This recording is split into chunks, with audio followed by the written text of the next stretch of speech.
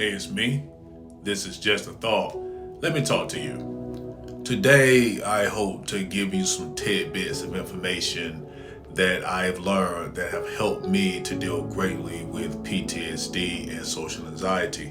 Now, these are two issues I've struggled with the majority of my life, and I just want to share what I've learned to help you heal from these things, at least give you the catalyst for healing. Now, the first thing is exposure therapy. Now, you can't tell it, but I really don't like being in front of the camera. I'm an introvert. Those of you that know me have seen previous videos. I have let you know that I am an INFJ. This is basically the king introvert, okay? So all types of anxiety for being around people and, just in social circumstances in general or, being in front of the camera, something that we know people will see. All right.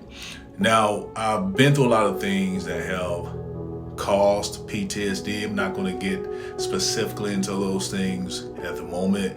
Military background, firefighter background and all that, as well as just being the outcast, the oddball, can lead to those things. Okay. But exposure therapy is something that's great. Constantly putting yourself in situations that will aggravate and agitate you, but continue to do those things in order to teach yourself that, you're going to be fine. Because I want you, and I'm getting ahead of myself, and we'll go ahead and go into it, meditation. I want you, when you're meditating, to see the thoughts and emotions that make you feel like you're losing control. I want you to see those thoughts and emotions as intruders, okay? Don't see them as yourself. These are thoughts and emotions that normally have been programmed into your psyche. And those of you that are, empathetic, the world calls it, empaths,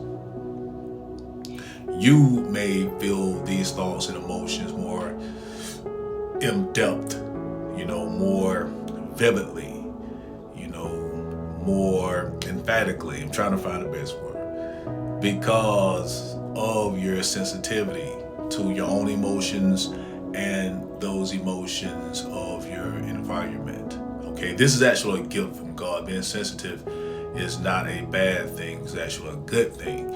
You just have to learn to use your sensitivity wisely. Okay, it is a strength. It takes a very strong heart and powerful soul to be sensitive, especially in today's time, and still be a leader and still have a heart for people, although that heart may be broken and crushed. Now, moving right along, the brain gut connection is another thing that could be impacting your social anxiety and PTSD. We have to remember that we are what we eat. There is a system of nerves known as the vagal nerves that travel from your brain to your gut area. And if these nerves are, impacted with grease and trans fats and sodas and all these type of things, then of course it's going to negatively impact the way you feel, the way you think, brain fog, and all these types of things are a result, right, of your, of eating badly, which is the majority of the American diet. So if you already have all these issues going on with you, then of course, if you're not eating properly, then it's going to impact you as well. And guys, moving right along into, of course, prayer. That's my favorite as a Christian. You have to though know the Lord and know He's going to do what He says He's going to do. Oftentimes, I believe He even tests you to see, are you going to trust more in your feelings, your thoughts, or your emotions, which is contrary to what He has told you, or are you going to continue to trust in Him, right? And one of my favorite scriptures is out of Isaiah section 41, clause 10. Fear not, for I am with you. Be not dismayed, for I am your God. I will strengthen you. Yes, I will help you. Yes, I will hold you with the right hand of my righteousness. Okay, this has gotten me through some of my worst times in life, and not just bad times I've had on the fire department, on the military, but when I'm out in a social environment and I'm just not feeling my best, such as recording this video. For those of you that have a train, I am not feeling my best, but I'm still using all the things I'm telling you about. I'm still using the exposure therapy, the meditation. I'm making sure I'm eating right, and I'm definitely reciting prayers in my head. Okay, and I tell people all the time, I'm going to end with this. I'm not going to do 10 minutes this time. It seems like I always do 10 minutes, but I'm trying not to. But I tell you guys this, it takes a strong soul to have this heart that cares about people and to still put yourself out there in a very vulnerable way. Okay, the Lord gives his strongest battles to his strongest soldiers, but his strongest soldiers are those that are humble enough to admit their weakness and know they need the Lord's strength.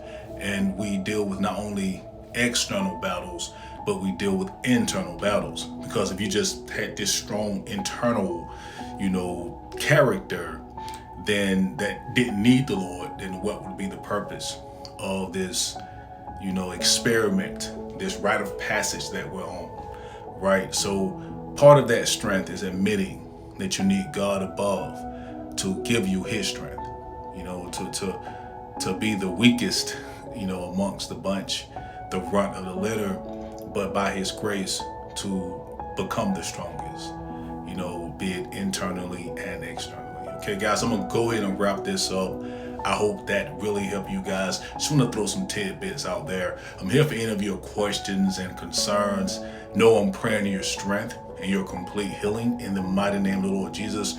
Guys, I'm still going through it. Healing can be very tedious, right? And it could be a long, difficult road, but it's definitely worth it. And then remember, you're going to help so many people once you get to the end of that journey, okay?